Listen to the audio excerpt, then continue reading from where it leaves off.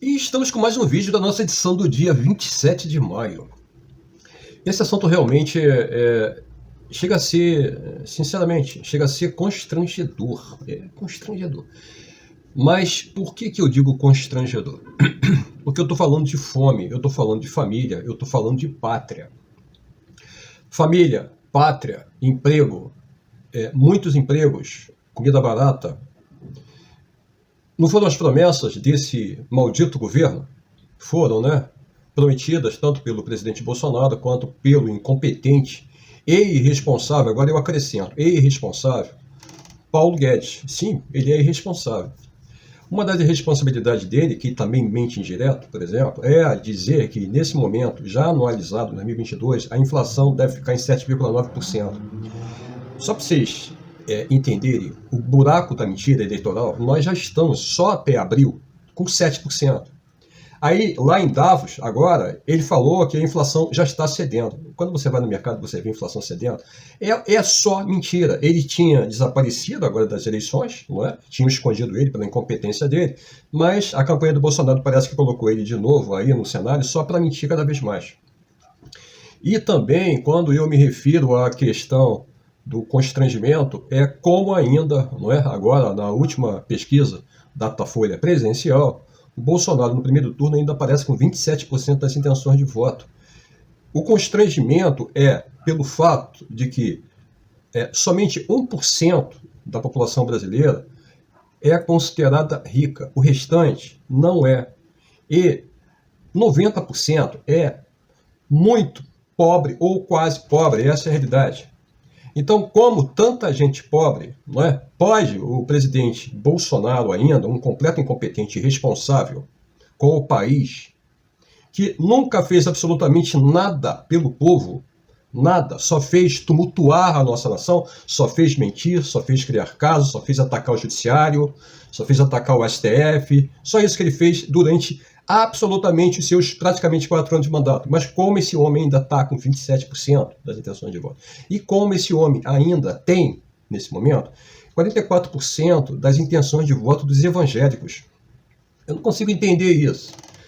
Mas essa matéria que vocês agora veem na tela é para a gente refletir no Diário do Centro do Mundo. Deus, pátria, família e fome. Fome, é isso mesmo.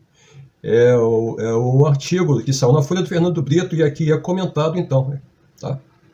Por Fernando Brito.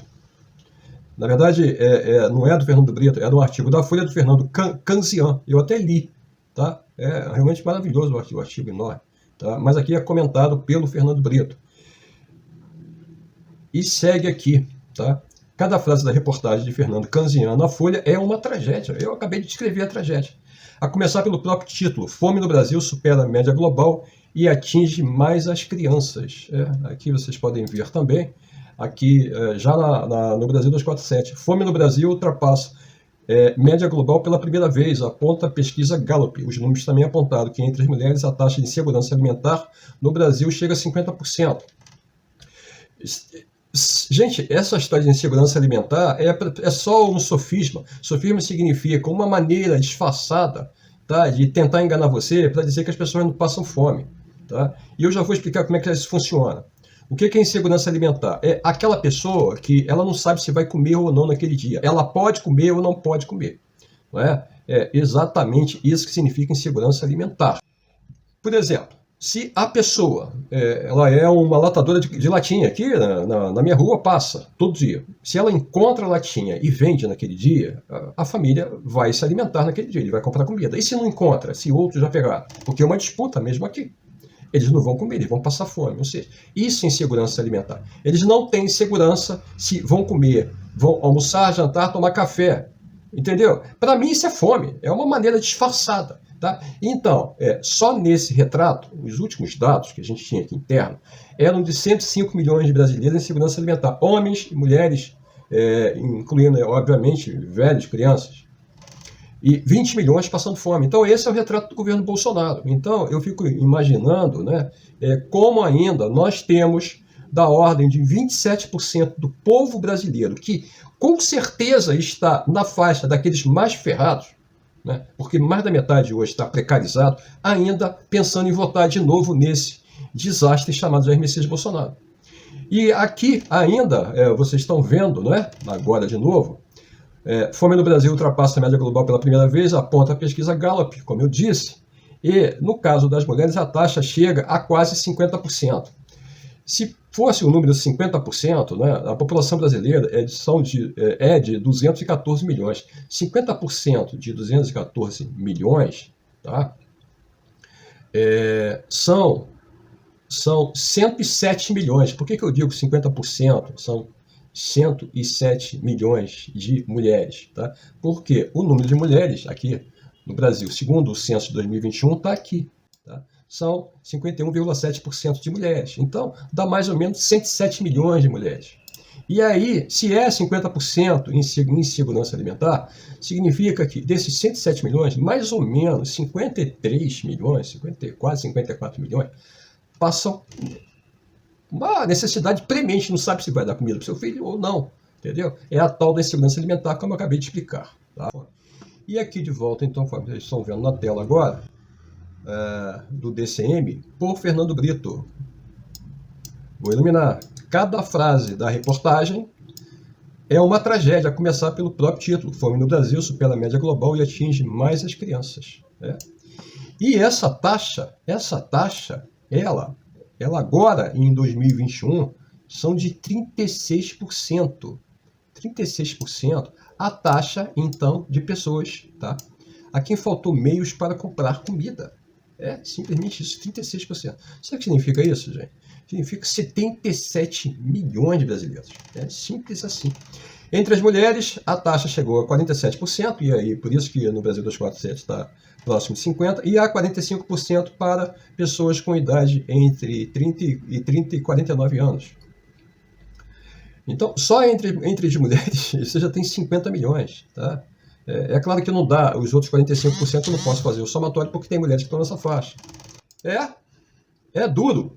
E olhe o que os dados apurados, segundo o Fernando Brito, aqui ainda diz, pelo Instituto Gallup e sistematizado pela Fundação Getúlio Vargas, são do final do ano passado, hein? Não estamos nem falando agora, já com 7% de inflação, só em abril, como está colocado aqui. E só até abril o índice de preço de alimentação, o subgrupo da inflação medido pelo GPE, já avançou 7%, foi o que eu falei. Põe aí o gás de cozinha para quem ainda usa, o fogão a gás para quem ainda usa, realmente. E você terá condições de entender que isso ficou muito pior. O gás agora acima de R$50 em várias regiões. Podemos chegar já agora, nesse momento, a R$180.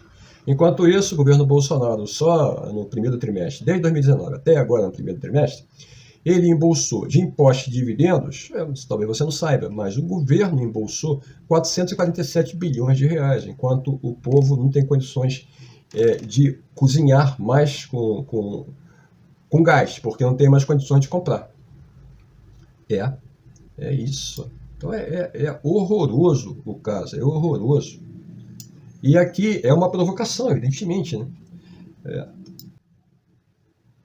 Dizendo, então, Fernando Brito, que as pessoas estão indo para as pilhas de ossos e filas de cestas básicas, que a rara caridade é que ainda sobrevive nos tempos em que a dupla prestigiada é capaz de lhes dar. Né? Nós temos lá em São Paulo a questão do sopão, não é?